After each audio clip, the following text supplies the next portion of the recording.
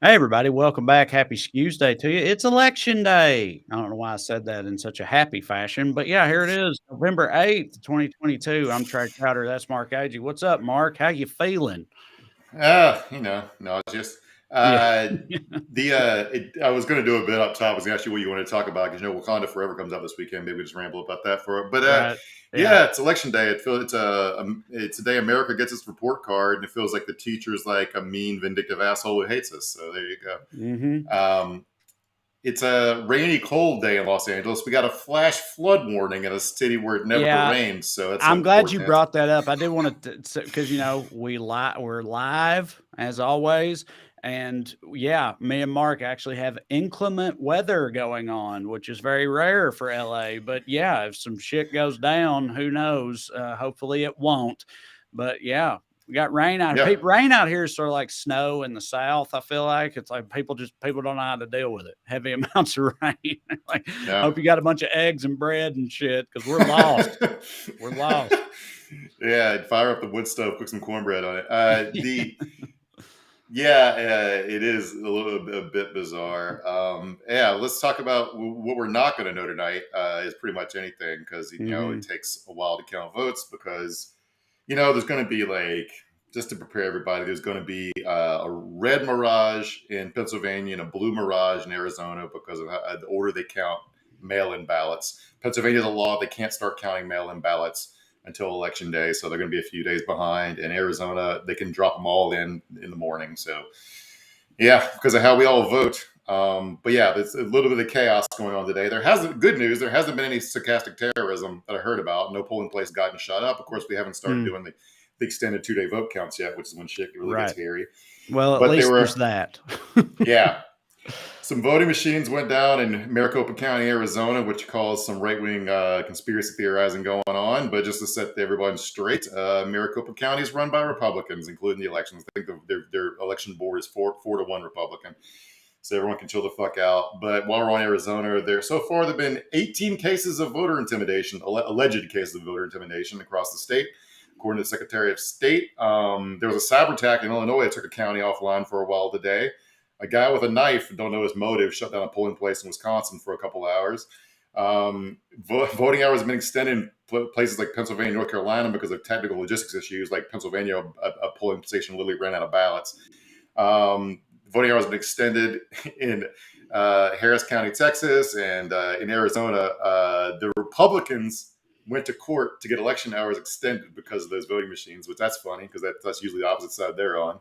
Um, Yeah, I know there's some bullshit going on. I saw a guy on Reddit posted a thing. He went to the front page. He's from Pennsylvania, and he said he sent in a mail-in ballot, and then he got a letter or a notification or something that told him that his ballot was rejected for some kind of technicality reason, and to mhm. go to this polling place to rectify it. And he showed up at the polling place, and he posted a picture of the polling place, and there was like a line out the door and around the block, and he said that like cops had been removing people from the line and shit like that. So, it all Yeah, seems to be on the up and up so dude, far.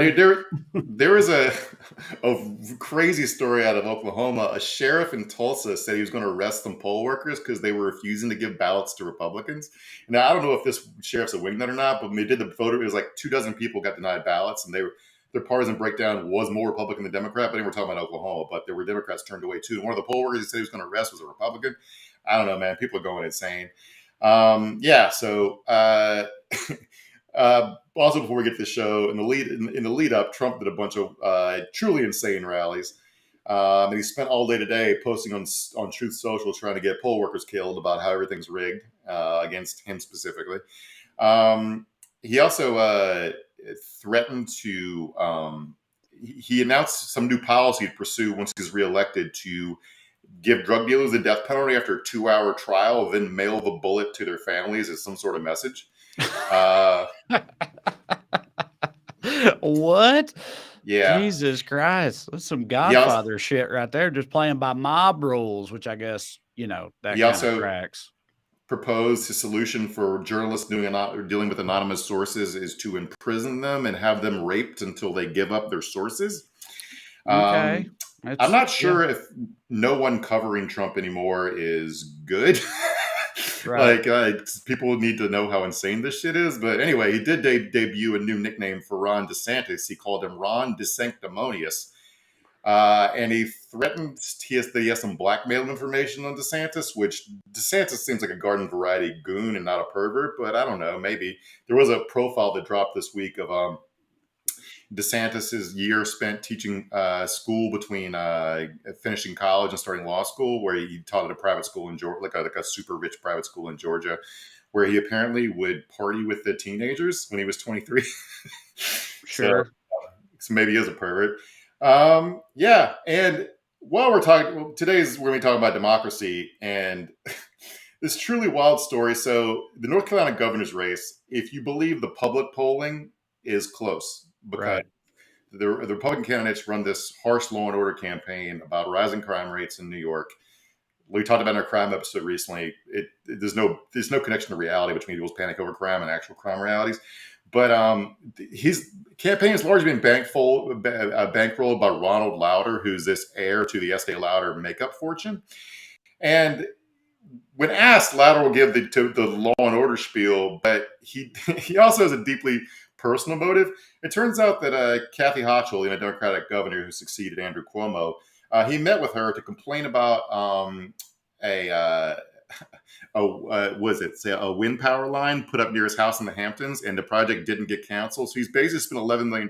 You're right. Because he's mad about. Right. The whole thing is because he don't like the look of that windmill from his back porch or whatever. Yes. And somebody put a windmill up in the distance so he could see from his back porch in the Hamptons from his compound. And thus he has dedicated millions of dollars into burying that person and changing the political landscape of the entire state and region. Yeah. Just billionaire stuff, So, yeah, democracy, good in theory, but under our current campaign finance rules, just a fucking clown show. Yeah. Just a fucking clown. His great-granddaddy made some makeup so he gets to overthrow the state government. And one last little, along that thing, LA's millionaires have come out. We don't talk too much about LA politics because it's not super relevant to most of the viewers, but Rick Caruso, running for is a mayor. Trump supporter who's running for mayor as a Democrat, because that's what happens. It's not really one party rule. It's that both the conservatives, everybody just runs with a D next to their name, right? Right. So Caruso has given a bunch of money to Mitch McConnell, yada, yada, yada. Anyway, Katy Perry, Chris Pratt, all these celebrities who are pissed off about having to see homeless people from the limo windows are campaigning hard for Rick Caruso. So anyway, I hope rich people, you have millions of dollars, but you still get one vote. Just use your one vote and fucking chill out. Yeah. And by the way, have you seen any, I don't really see many campaign ads because the only live TV I watch is sports. But man, I've been bombarded with Rick Caruso ads, which if I didn't know any better, I'd vote for him. Seems like a nice guy. No, honestly, I'm glad you said that, because you in this show, us talking about him and everything, is the only reason that I know that other stuff about him. I mean, it really highlights how effective messaging and marketing and propaganda and all that shit is. Because I've seen a lot of Rick Caruso ads too, and I'm like, yeah, he seems all right. I like what this guy's laying down. I'm all for this. I wouldn't know any better otherwise if that's all I was going on, which that is all a lot of people are going on, is the ads that they see. It's the most cynical horseshit. And if you guys don't know, he's a billionaire, self-financing his campaign. And he's running ads like California has a ballot initiative to basically protect abortion rights in the state constitution. And he's running ads saying, even if you don't vote for me, vote for this to protect the rights of Californians. Meanwhile, he's a pro-life dude who's given millions and millions of dollars to pro-life causes. You could say, well, he's just a businessman buying influence because he wants to protect his tax bracket. But it's like, he's just fucking lying. He's just absolutely fucking lying. And I find it infuriating. And one last thing, forgot to get the show. We watched a bunch of woke people in New York boo Ted Cruz at a Yankees game a couple weeks ago. So I thought we would also enjoy watching Ted Cruz getting booed by a bunch of Texans at the Houston Astros World Series championship parade.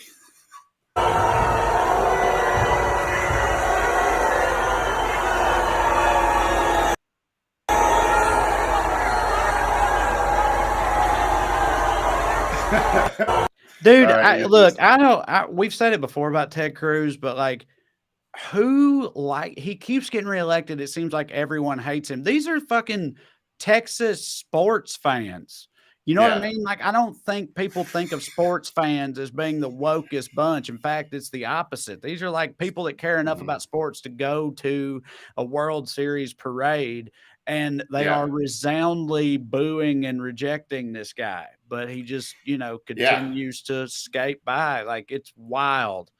It's got to be balanced because when you're talking about sports fans, like baseball fans, I would assume tend to be the most conservative, Right. next to like college football.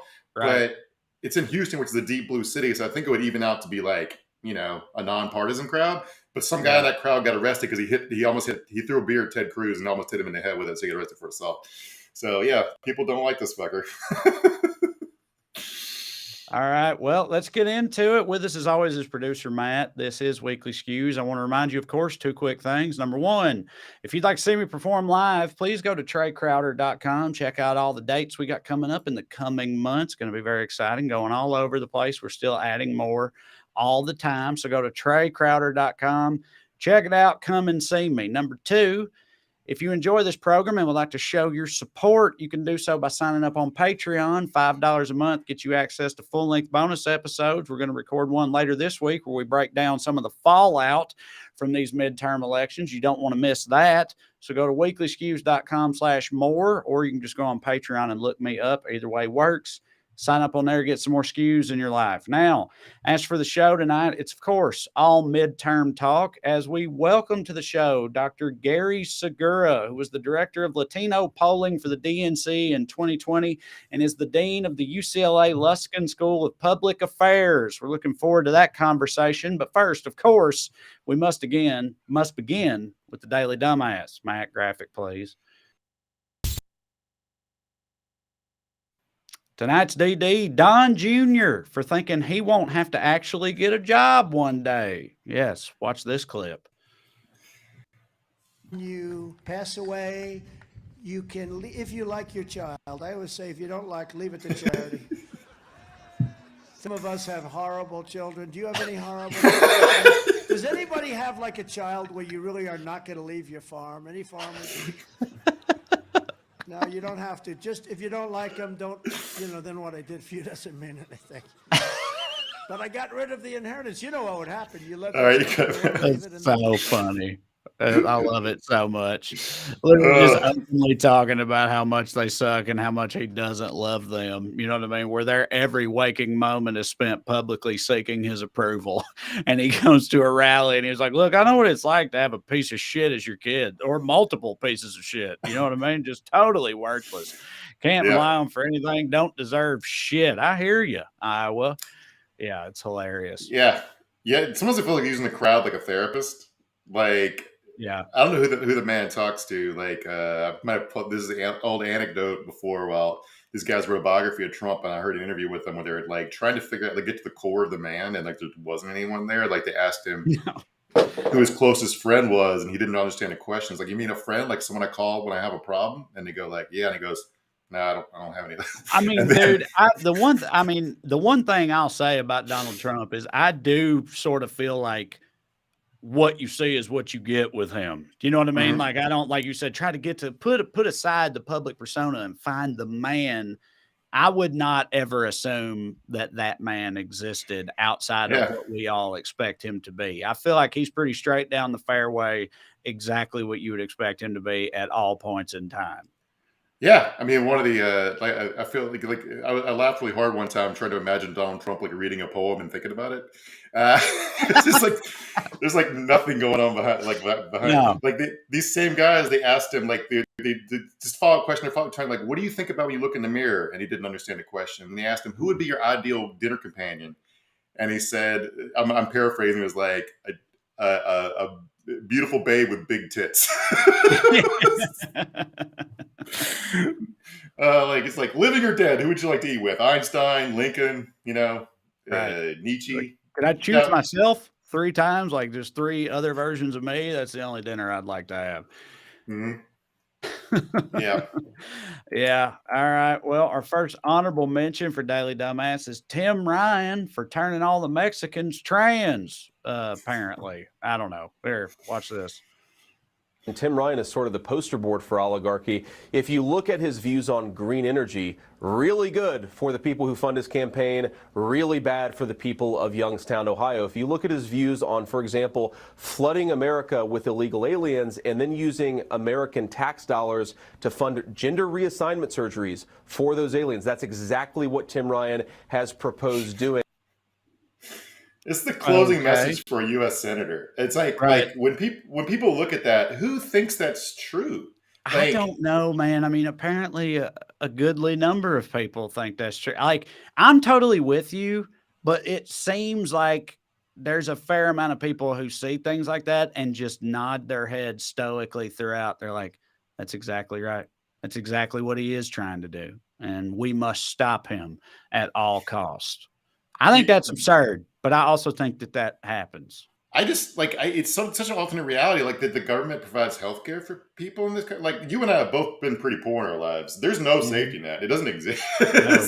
No. I just don't know what the fuck this guy's. Yeah, these people are from another planet, and if this works, I don't like it. It's just Christ.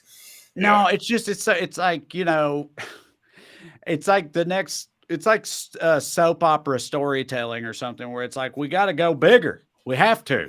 Like, we've already done everything else. We got to go bigger. It's like, oh, he's sending Mexicans over the border. That's not bad enough. Guess what? You're not going to believe this. He's turning those Mexicans into, you know, lady Mexicans or whatever. He's chopping all their dicks off because they want it, because that's how they are. And that's what's going to happen in Tim Ryan's America. And, but yeah, it plays, I guess. I guess. I don't know. I guess. Yeah. I guess. You want to do one more before we get the doctor up here? Yeah. Our next honorable mention is this guy's wife for playing the long game to get him out of the house. Play it, Matt. This guy kills me. About the inflation and how gas is up by, you know, God knows what state you're in. You're paying a lot of money. Sure. How's that affected you? You know, it's really affected my wife more than anything. She's keeping the regular job, and so gas and everything goes up. And my traveling on the state is around the country is funded by $5-10 tips from people, and you know, the money I make on roofs and things. But so really, it hasn't affected me too much. This guy is traveling around the country, going from Trump rally to Trump rally, his weird Uncle Sam outfit, and his wife's paying. His wife got a second job to make sure he can stay as far fuck away from her as possible. Right? Yeah, bless her heart, man. But you know, I mean, look. It's got to be something of a full-time job to commit to being the crazy Uncle Sam guy at all these rallies. You know what I mean? Like, what extra time is he going to have? You know, like, he's got to travel.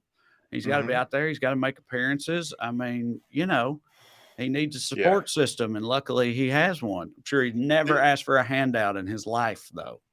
There was a guy at my gym the other day. I think I sent you guys. I told you guys about him in a text to it, but he was squatting 700 pounds in an Ultra MAGA t-shirt while wearing a blindfold.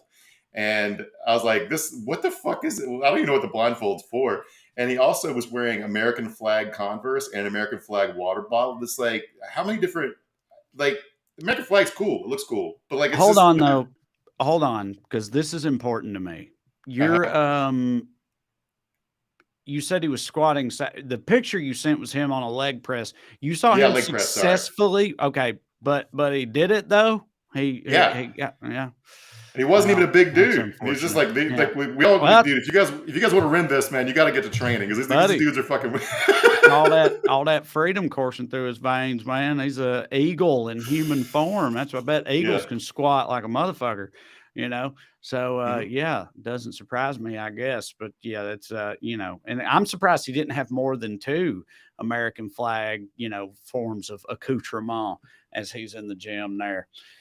But with that said, the man himself is here, so we're going to go ahead and get to him. Our guest tonight, as I mentioned earlier, was the director of Latino polling for the DNC in 2020 and is the dean of the UCLA Luskin School of Public Affairs. He has been featured on NewsHour, Frontline, the CBS Evening News, MSNBC, numerous other outlets, and is a veritable expert in American polling. Everybody, please welcome Dr. Gary Segura. Hey, Doc, how you doing?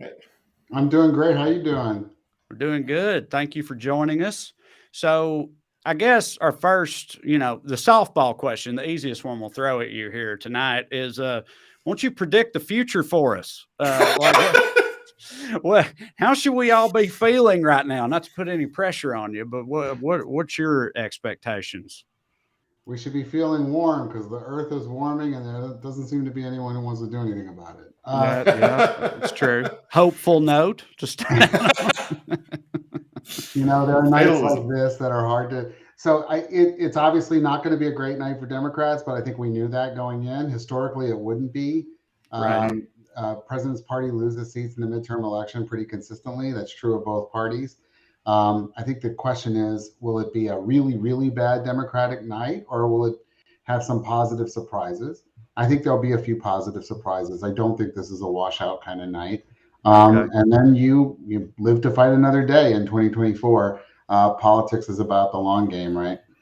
Do you think that, because like you said, the general rule of thumb is that the pendulum swings back the other way against the ruling party in the midterms, and coming into the beginning of this year, looking forward to the midterms, like back in January, everybody was like, yeah, the Democrats are going to get waxed. That's what we all know.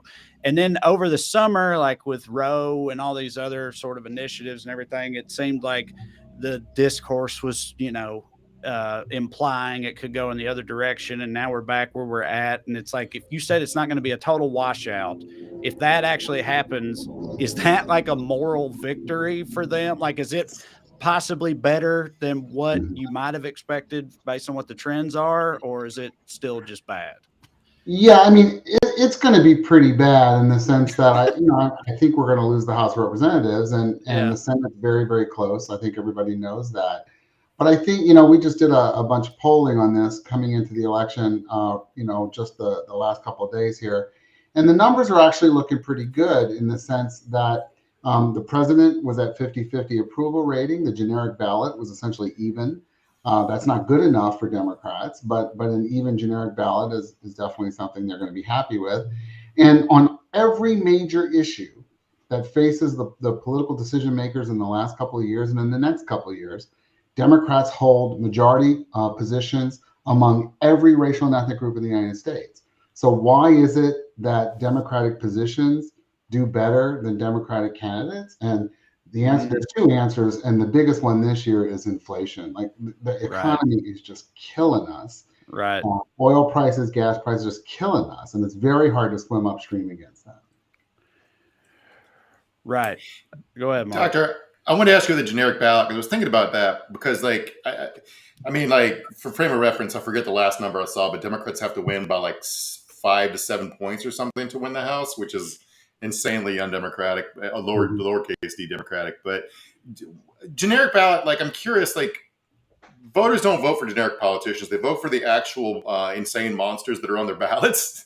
So I just worry, why can't noise break through? Sure, I might prefer a Republican in a neutral situation, but the Republican I have to vote for is, Marjorie Taylor Greene or Lauren Boebert or, whoever took Madison Cawthorn's spot. It's just I don't know.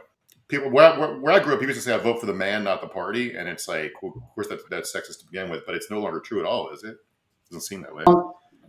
Yeah. So first of all, a couple things. We are a much more homogenized set of political parties than we were when you and I were younger people, and I'm much older than you. But it used to be that you'd have fairly broad coalitions on both the Democratic and Republican side, and now it's very, very pure. You have a lot of clear conservatives in one party, clear left of center voters in the other, and so you don't get as much diversity. But the second thing that's happened is that this mystery that I told you a moment ago, where Democratic positions run ahead of Democratic politicians, Republican positions run behind Republican politicians. So the question is why? And the only way to think about that is this sort of team notion, we're Republican kind of people. Well, what does that mean?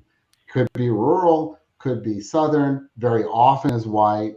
The other thing is that, you made reference to the abortion decision or whatever. Our numbers tonight suggest that white women, Anglo-Saxon women, voted 55% Republican, just like they did 2 years ago, just like they did 4 years ago, just like they did in every election since 1964.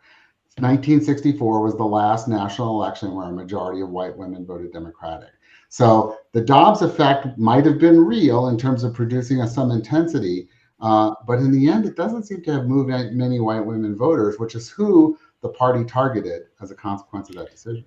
Right. So Yeah. it's like the positions poll ahead of the candidates on this side, and they poll behind the candidates on the other side. And I think what you're saying is like, in the abstract, these ideas for certain types of policies, people hear them and they're like, yeah, that would be great.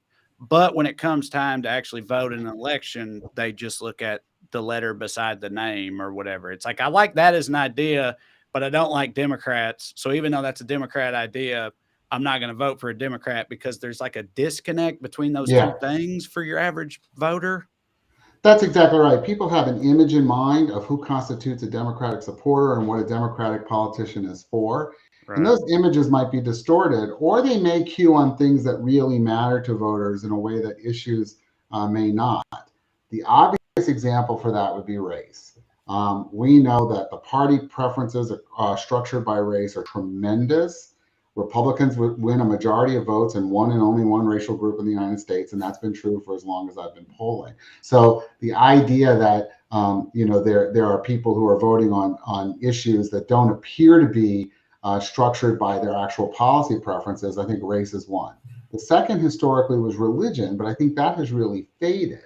That really race is the most distorting factor in taking people who share a set of left of center policy positions and making them vote for team right. And team right, I think, in some instances turns out to be team white. Yeah, I mean, there was a fascinating, I think in 2020, I'm doing it off the top of my head, but like Florida, via ballot initiative, voted by a large majority to raise the minimum wage, but also voted for Trump. It's like, how can you have those same two preferences in your head at the same time? It's pretty. I guess you're right. Race is the only thing race and racism is the only thing that explains it. That's right. And by the way, just out of fairness, because I don't feel the need to be fair, but I'm going to be fair just a little bit. We often look at working class people who vote Republican and think, what a mystery. Like, why are they doing this? It's bad for their economics.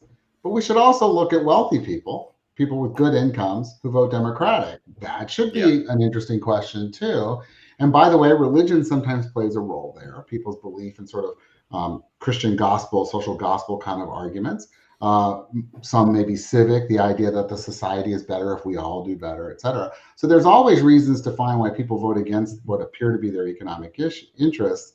But the minimum wage vote is a classic example of that disconnect you're talking about. Yeah. You had, sorry, go ahead, Troy. No, you go ahead. I was going to, like, Matt sent me a speech, a talk you gave from a while back, and you had a take I found really interesting, where something you called the freakonomicization of politics. Do you can you tell our viewers what you meant by that? Because I thought it was really interesting. Well, so I'm a political scientist, and I apologize for that up front. And that's what I did in life, and I think that political science as a discipline, some of the political parties and the political operatives as an industry have become very focused on the clever to the exclusion of understanding what people are actually living. And so when Black Lives Matter happened, political scientists didn't have a sense of why that was coming because they hadn't really studied that.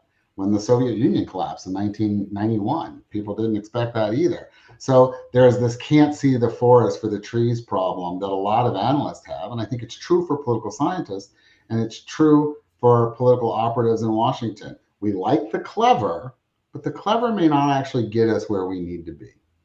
Mm-hmm.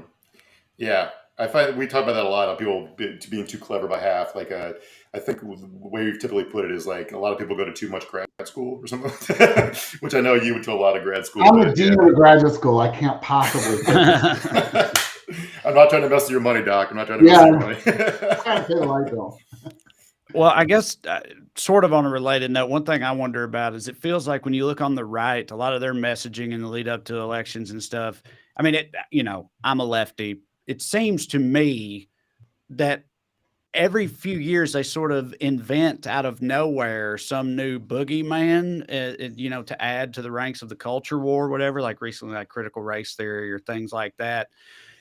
And I'd just like to hear, your outlook on sort of the effectiveness of that and, how that sort of works. And is there like, what's the opposition of that look like? What do you do in response to things like that? I'm not sure I know the answer, because if I knew the answer of how to respond to it, Right. I'd be a bigger deal in Democratic Right. politics. Right. But I would say that this is the perfection of a very old art. There's a story told of a Senate election in the 1950s in Florida, where one candidate described the other as known to associated with known thespians. Yeah. Like, Yeah. okay, but Right. people did not. So it was this creation of this sort of a little bit weird, a little bit funky, a little bit different. If you look at critical race theory, which, by the way, almost no one on the right can actually define, let Right. alone raise objections to.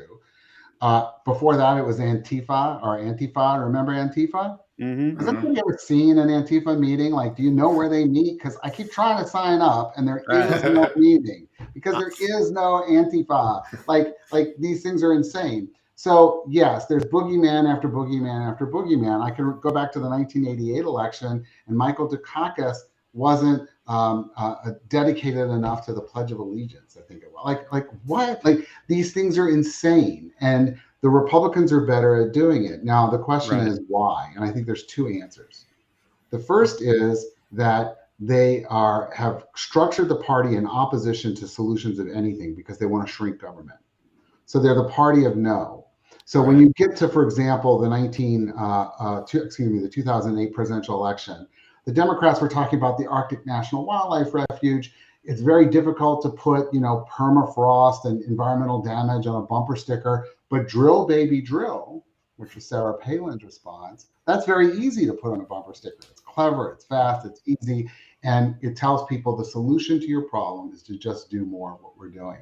And they buy that. So that's one reason, I think, why they're able to do that. They're able to craft the message in a way.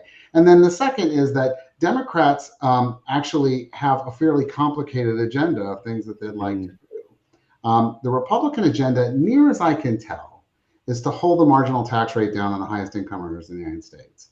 If you go back to Ronald Reagan's election through today, they might promise a million things, but what they really want to do is hold the marginal tax rate down. So they have a very simple agenda, and that's what they'll do any trick to get an electorate that does not share their policy preferences to cast a vote for them anyway. Right. So it's like you said, they're the party of no. Like on the Democrat side, it's like you have to explain to people, you have to express to people appropriately the changes you want to see made and why. But on their side, it's like, we don't want anything to change. And here's why, because same, good, different, bad, essentially. Okay. And that's just kind of an inherently simpler undertaking, I guess. It's easier to approach that from that perspective than to do the opposite. It's also the case that if you know people don't agree with you, go back to the example of the minimum wage, right? Republican operatives and Republican candidates, they know that their position on the minimum wage is a minority position. It's not popular, okay? They know their position on assault rifles and various gun control is a minority position. They know their position on abortion is a minority position, their position on climate change, their position on immigration. Like on every major issue, they hold a minority position. It doesn't serve them to talk about issues. Mm-hmm. So instead, they have to make up Antifa and critical race theory as the boogeyman, because they can't talk about the actual issues that Americans are concerned about. What the Democrats seem to have trouble doing, and again, if I had the answer, I'd tell you, is how to bring people back to focus on the things that they tell us they care about. Right. Yeah, I mean, I know what you mean. Like people ask me all the time, because I'm like a liberal from the rural South. They'll be like, well, how do we talk to these people about these things? And like you said, I'm always just like, I wish I knew. Like normally the stock answer I would try to give is I'd be like, well, just don't go in there guns ablazing about abortion and stuff like that. Talk about things they care about, like, put more money in their pocket and things like that. But it's, in our conversation here is showing it. They are on board with those measures and those things as ideas in the macro sense, but it's not changing anything about how they identify in terms of like the two parties that they have as choices when they go to vote.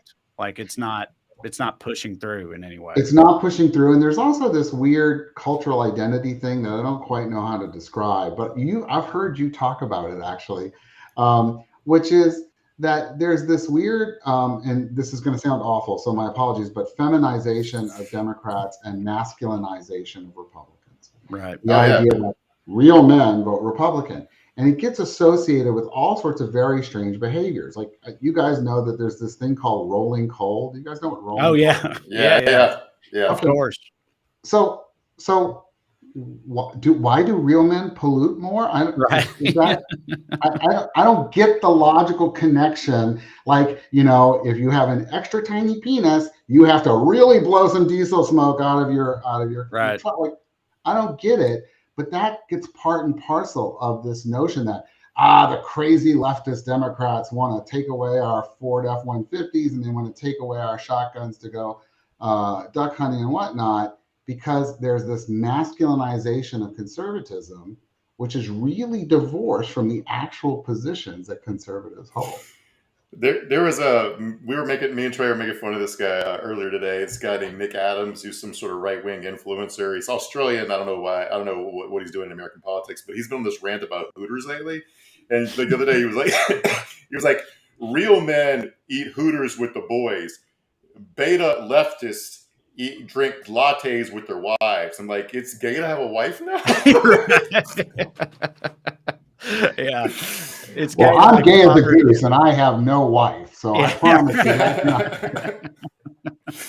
But yeah, Tucker Carlson had that whole like little special about apparently, to be a real man, you got to like put your balls in a tanning bed or something. You remember that? Like you got to take UV rays to the testicles, otherwise you'll turn into a lefty cuck. And I mean, it's just so hard to even track the logic or lack thereof of all of this stuff, like it's overwhelming how ridiculous it all is. And let's be honest, ladies, gentlemen, do any of us want to live in a world where Tucker Carlson's steez defines masculinity? I know. Tell me about it, man. I absolutely preach. It's like he is the bellwether for what a manly man is. All of a sudden, it's wild to me that they go with it. Like if he looked like The Rock or something, it'd be different. But even if he was still as full of shit as he is, but I'd at least sort of understand it. But him being what he is, and he's supposed to be the prototype for a manly man, and everybody just rolls with that. It's wild.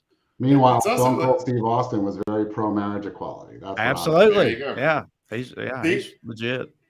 Not to get like too good old days here, but like it's totally divorced. Like when we make fun of like them for like drawing Donald Trump as a jacked football player all the time, because like he sort of represents what they think of as masculinity. But like what I was taught was masculine was stuff like duty and honor and like standing up for people and being honest even when it hurts you. And it's like those aren't. That's what I was taught masculinity was. It's just like so far removed. But like I can't even wrap my mind around what they think like being tough is anymore. It's just being mean, I guess. But right. Right. So you put your finger on it. It's meanness as opposed to toughness. And Tucker Carlson can be mean and Donald Trump can be mean. But one of the frustrating things, and I know you guys feel it too, is candidates run behind their policy positions, but Republicans are running ahead of their policy positions in popularity. But good Lord, why? I mean, there are a lot of truly, truly terrible people who hold office under the Republican banner or run for office under the Republican banner. Donald Trump is one of them. He is not a good person. No one thinks he's a good person. Even in the quiet spaces where Republicans would tell you the truth, they know he's not a good person. So why this guy? Like, really, this guy? Yeah, no, I mean, that was my number one question about in 2016. I was blown away by like the fact that it was that dude specifically, because I've said this plenty of times before, but I know for a fact if before he became what he is now, like when he was just a, reality TV laughingstock, like famous for being a rich douchebag, during that era, which was most of his life, if you had like asked any self-identified redneck man, what they thought about Donald Trump, if they knew who he was, it would have been universally negative. They would have been like, he's like a carpetbagging Yankee son of a bitch born with a silver spoon up his ass thinks he's better than everybody else and needs his ass kicked, like that type of thing. Like he represented everything they disliked, but then somehow came to be their champion, I guess, at least in part because he paid lip service to a lot of this shit that they wanted to hear that other people, you know, hadn't done before. But either way, it's still pretty wild to me. And the other thing is, you know, he despises them. He thinks. Oh yeah. Oh, he's so disgusted by them. Yeah, I did a video about that. About like he hates y'all. Donald Trump hates poor white people and has nothing but disdain for them. But I wanted to make sure and talk to you about, because you know you're a pollster. That's your thing. It's what you do. Me and Mark on a recent Patreon edition of this show talked about. There's this New York Times article that was all about the problems with polling, and it's, you know, even polling experts say that these midterm polls don't tell us anything. And it's like there's a lot of issues with polls lately. And I was just wondering, you know, how you feel about that and where you are on that. Is polling broken? What is the problem? How should we feel about them, et cetera? There are multiple answers to that question. Polling is not broken, but polling has gotten a lot harder. So I'll start with that.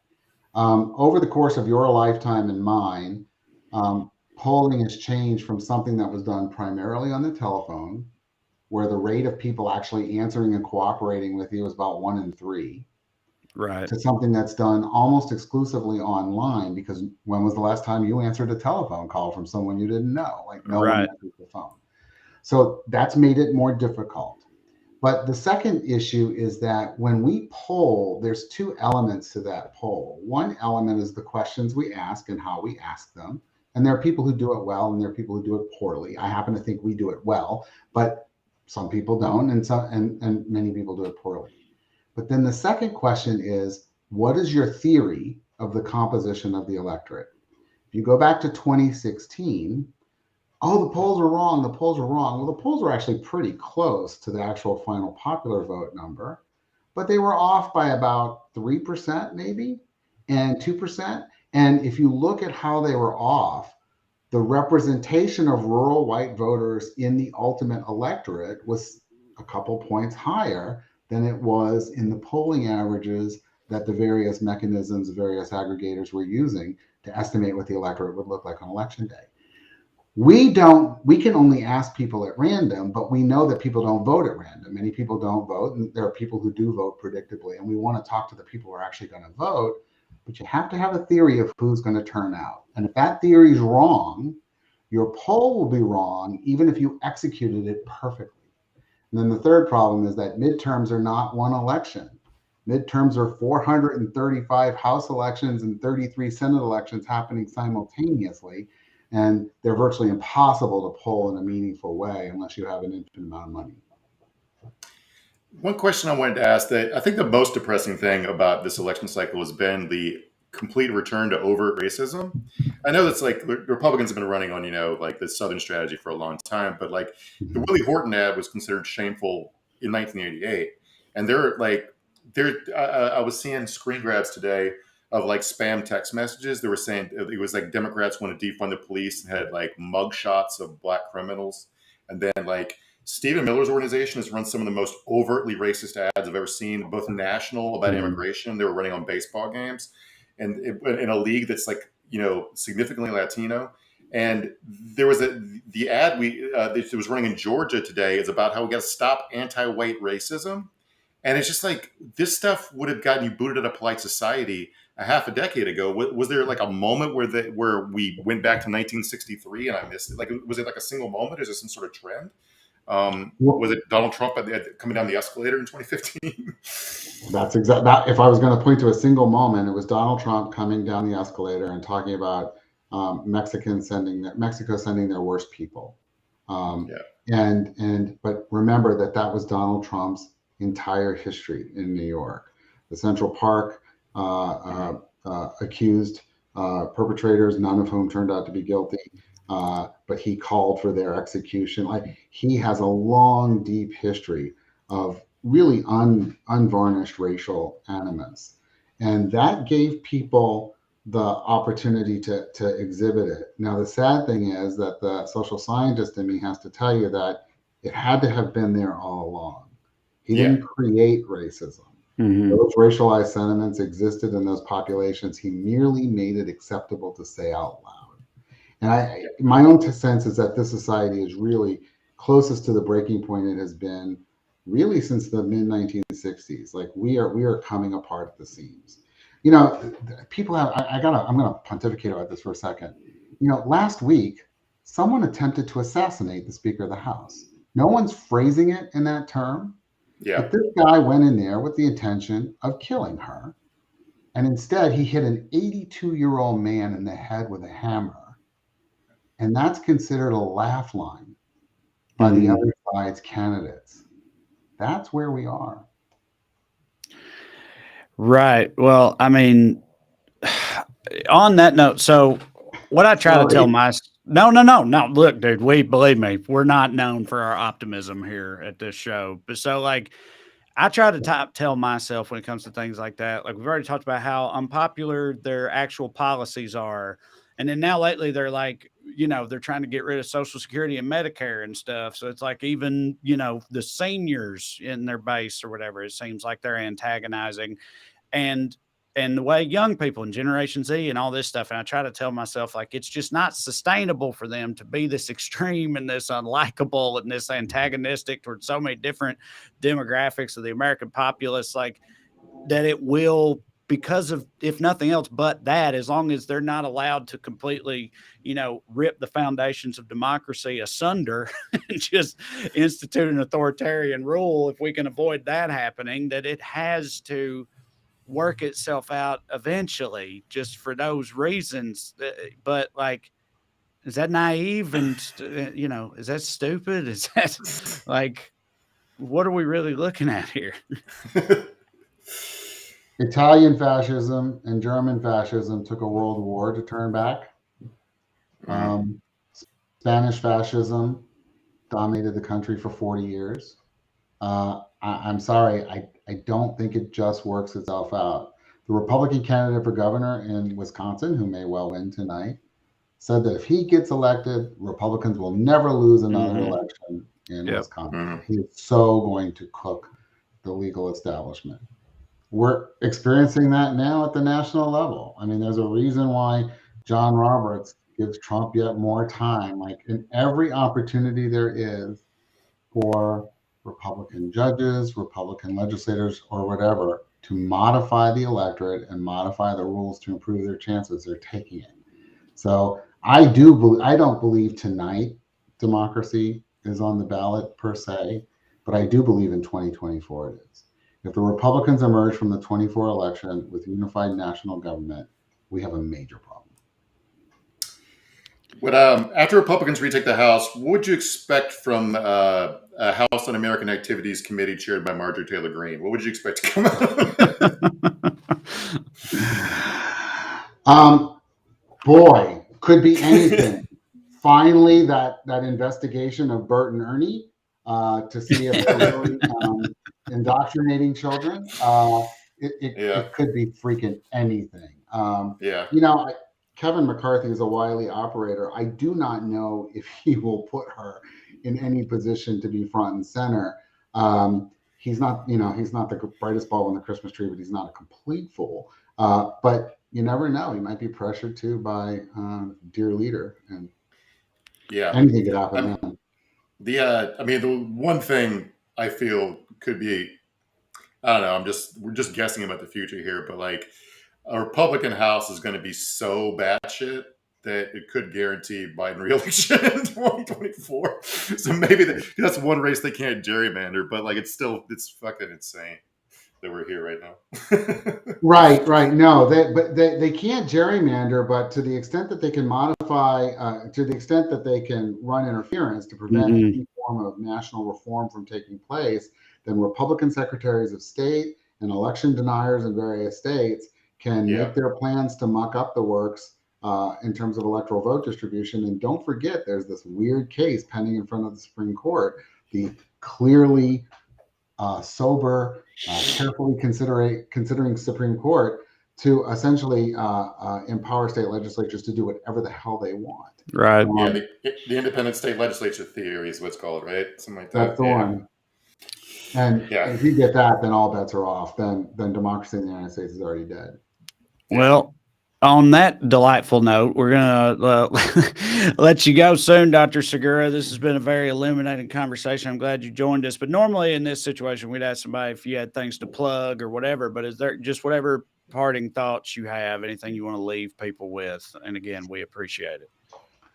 I don't have anything to plug, Yeah. but I will say that I believed for most of my life in American democracy. I hope I still do. And my father fought in the Second World War. I had an uncle die in Korea.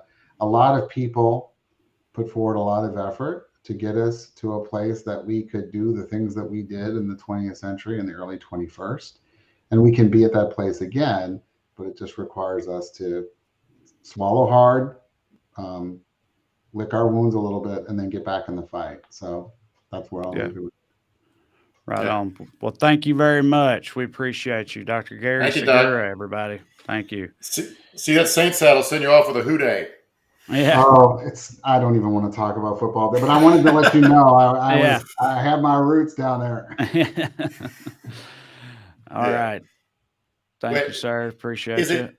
Wait, the Saints and Bengals, one's Houdat and one's Houday, right? I think I got them mixed up. I can't remember off the top. Oh, you said Houday. Yeah, Saints are Houdat, Bengals Houday. Yeah. All right. Well, Matt, find some questions and comments for us and whatnot. Also, I'm going to look now for the first time. Looks like Bill Lee won in Tennessee. Everybody knew that was coming. I hate him so much, but yeah, that was not unexpected. Maryland elected the state's first black governor, Democrat Wes Moore. Let's see. The Associated Press called the Florida governor's race for Ron DeSantis. Yeah. Already. Stacey Abrams probably going to lose, but Warnock's close. Marjorie Taylor Greene dog walked our boy Marcus Flowers. Yeah, we figured that.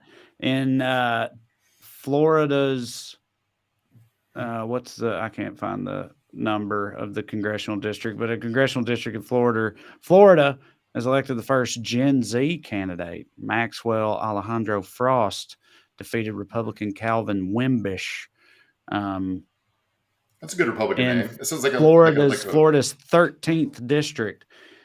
25-year-old gun reform and social justice activist.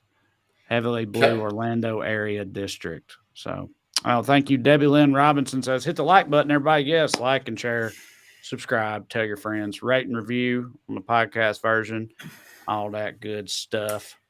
We appreciate it. I like that name, Calvin Wimbish. That's a throw. That's like a Gilded Age Republican name. He sounds like he's hanging out with the Vanderbilts or something. Yeah. He's trying to pass a law to require bow ties in school or something. Yeah. Oh, good. I like Dr. Segura, man. He's a fun talk. Yeah. It's nice to hear sober, calm. Like it's it's going to be bad for a little while, but we can fix it. Right. It might be a long time horizon, but people go through shit. It's fine. They do. Yeah. Is there anything about? We don't know anything about like Walker and Warnock or Oz and Fetterman or none of that, right? Like that's all still very much up in the air, I imagine. I don't know if some parts of some in the East Coast polls haven't closed. I know it's 9 o'clock, almost 9 o'clock there, but let's see, Pennsylvania. This is good podcasting. Logotic, something like that on YouTube says Dr. Segura was cool as shit. I'd hang with him. Yeah, me too. With 9% of votes in Pennsylvania, John Fetterman is winning 75% to 23%. Okay. Go ahead and mark that one down, surely. Yeah. I've seen enough. I call it. Nutrient Miracle says Warnock is leading with 52% right now. But I don't know what the percent reporting is. But it'll be a minute. That's why we realized like a lot of this shit no one's going to know for hours and hours and hours, so we're not just going to sit here the whole time. We do a regular show and call it, because nobody's watching us. We're not going to be breaking any of these races or anything. Yeah, I mean, it's like cities come in faster because they have more money and bigger and better infrastructure, and then like the rural counties that are going to vote for Oz, like it's like two little old ladies hand counting ballots. They got to figure out how to phone up the state headquarters and get the numbers in. So, yeah. But isn't there also, so Candace Weiss on Facebook says, I'm praying Shapiro wins. I'm in Pennsylvania. Our polls just closed. Yeah. But isn't it like there's sometimes a red mirage because of like mail-in voting or whatever, stuff like that. Like there's another, like you said, cities are like come in first, but there's other elements of it that work in the opposite direction, don't they? So it's kind of both. So Pennsylvania should be a red mirage state. Mhm. So like, because they won't count because it was in 2020. It was a red mirage. That's why the whole situation. stop the count thing happened. Right? Yeah, right. So like the mail-in ballots get counted like tonight and tomorrow, and they should increase veterans' vote count. Yeah, I'm sure like the 75% is just because Pennsylvania, like Philadelphia precincts came out. So. Bridget Muleberger says, "Great show. I'm going to go drink myself to sleep and wake up in 1950." yeah, probably.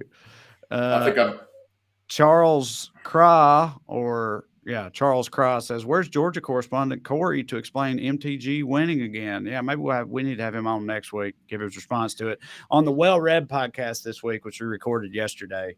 He very much predicted a big win for her, and he had little to nothing in the way of hope. So he's not going to be like surprised or anything like that.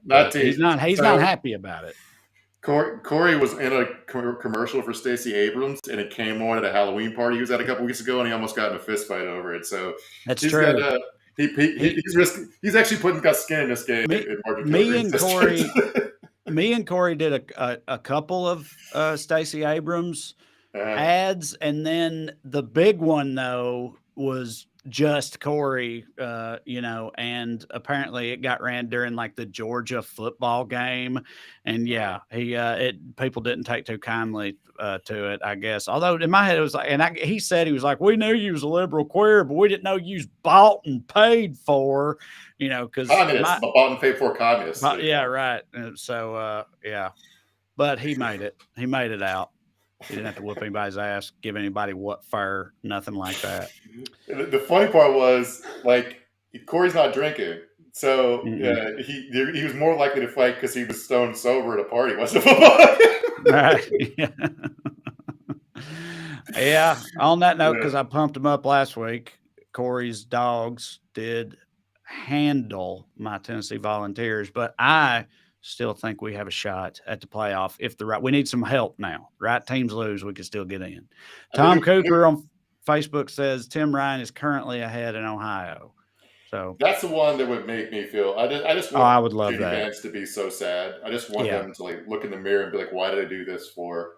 Why did I waste 2 years of my life?" Well, again, and I think it's an interesting case because we've talked before on here in the past few weeks about that race, that like Tim Ryan has kind of frankly gone against every major lesson I thought I had taken away from recent elections, meaning like the idea that like, go hard or go home, basically. Like Phil Bredesen in Tennessee, when he ran against Marsha Blackburn, he tried to play both sides, right? He tried to placate the Republicans and be like, no, I'm all right. I'm one of the good ones. And he got his ass whipped. And so ever since then, I've been like, you can't do that shit. That don't work. You got to dig in and just be who you are. That's horse shit. But Tim Ryan has been doing that the whole time. And if that ends up working, even still, I won't know if it's more of a, that's just how much JD Vance don't hit situation or what. But I find it interesting because I would have told you that was a terrible strategy. But, I don't know. I don't know anything.